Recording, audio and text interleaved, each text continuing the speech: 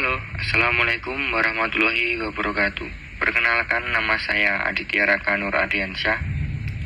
Saya dari Prodi Administrasi Publik.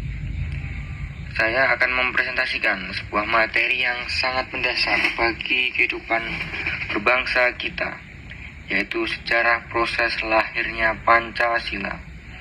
Kita akan melihat bagaimana ide-ide besar para pendiri bangsa dikristalisasi menjadi satu ideologi yang menyatukan kita hingga hari ini. Terdapat garis waktu perjuangan.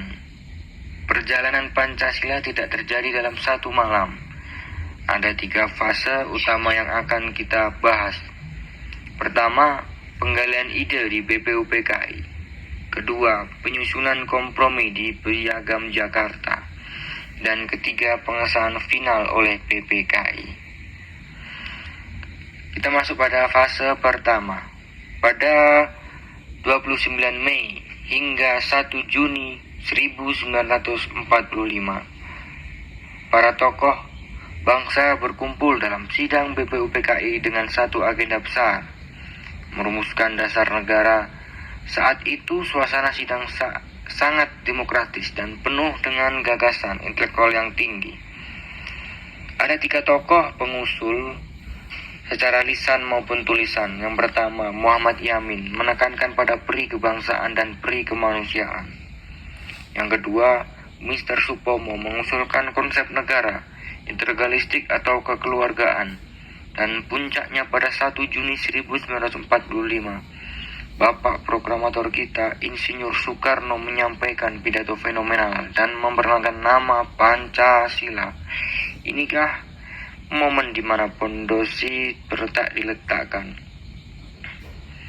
Memasuki fase kedua, dibentuklah Panitia 9 untuk menyelesaikan berbagai usulan.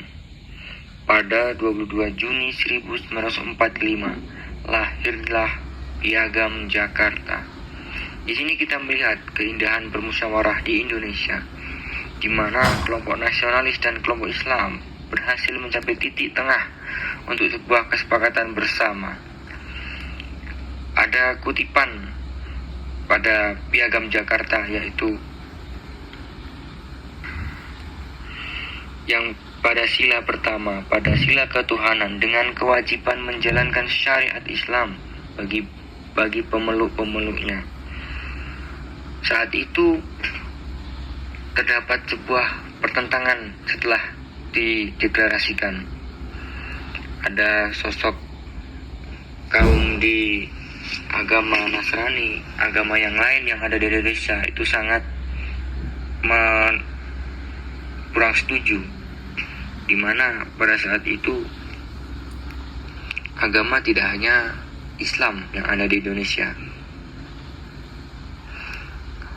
Kita memasuki fase yang perbandingan sila pertama. Jika kita perlihatkan di tabel dalam slide ini, terdapat perbedaan pada sila pertama. Dalam Piagam Jakarta terdapat klausal mengenai syariat Islam. Namun demi menjaga keutuhan Indonesia dari Sabang sampai Merauke, rumusan ini nantinya mengalami reformasi penting, seperti yang saya sampaikan tadi. Kita memasuki fase terakhir, PPKI, pada tanggal 18 Agustus 1945. Sehari setelah kemerdekaan, di sidang PPKI terjadi momen yang sangat mengharukan sekaligus luar biasa. Demi merangkul saudara-saudara kita dari Indonesia Timur yang merasa keberatan dengan sila pertama Piagam Jakarta, para tokoh Islam dengan sangat besar hati sepakat mengubahnya menjadi ketuhanan yang Maha Esa. Ini adalah bukti nyata bahwa persatuan bangsa jauh lebih berharga daripada ego golongan terkait. Kita dapat mengambil nilai-nilai yang tercermin dalam sebuah proses terbentuknya Pancasila. Ada 3 nilai utama yang bisa kita petik. Yang pertama, musyawarah, di mana kita mengutamakan dialog di atas perdebatan.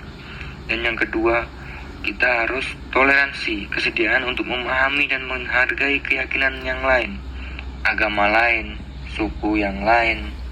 Karena di Indonesia ini sangat beragam, kaya akan suku, agama, ras. Makanya di Indonesia ini sangat ditekan keras untuk bertoleransi. Dan yang ketiga adalah patriotisme, di mana kita menempatkan kepentingan bangsa sebagai prioritas paling tinggi. Saat ini waktunya kita untuk merefleksi dan relevansi kini. Refleksi pribadi saya terhadap sejarah ini adalah Pancasila mengajarkan bahwa kompromi bukanlah tanda kelemahan, melainkan tanda kedewasaan. Bagi kita, generasi muda atau Gen Z, nilai ini sangat relevan.